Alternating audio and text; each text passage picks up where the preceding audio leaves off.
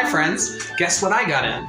I got a couple books from Brandon Robinson. Now, he's blocked us on Twitter, which is fine. I think that, he's just trying to make sure that his audience doesn't really have people who are going to be not balanced. But I am diving through the first book, which is Dry Bones and Holy Wars. And what I can say is, based on the preface and chapter 1, I think he's making some points that should be listened to. There are points that I disagree with immediately, and overall, I think it's going to be helpful. I've gotten that book, Gay and Christian, No Contradiction.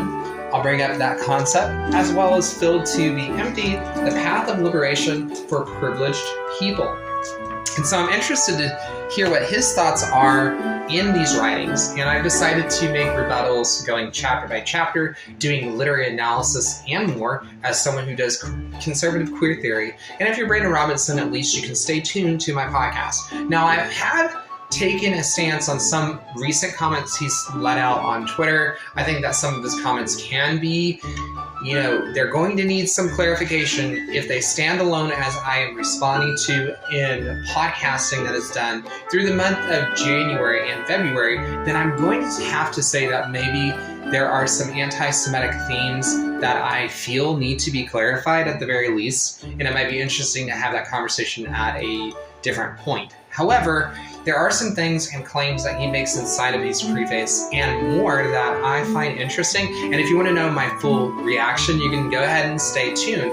Also, later, I believe in February, towards the end of February, I actually defend Brandon Robinson inside of my podcast versus a group called Apologia Studios in his recent interviews that he had back in April this last year, where they are responding to an interview that they did in March, I think, last year about this time. So if you want my full reaction, you're going to have to go find out my podcast. We're on Spotify. Go to subscribe and you can hear my take on that is going to air, I think, around the 15th of February or more. But overall, I'm excited to go through these books because a lot of times LGBTQ voices are shut down.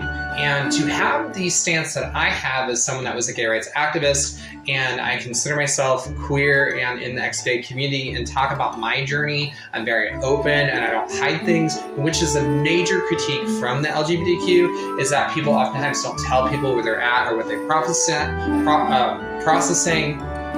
I find that I'm pretty balanced because of those factors.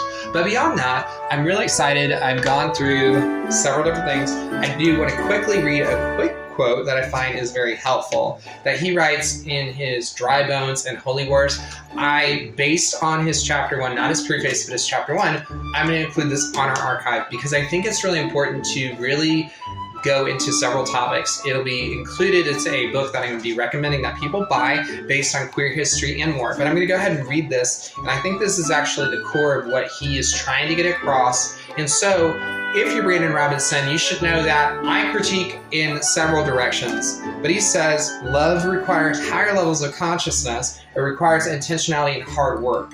It requires us to see common humanity in all people and our interconnectedness to all life. Love simply cannot manifest when we are reacting in fear. And I think that's really important. I think that's a redeemable point of what he makes, and I think it's honorable.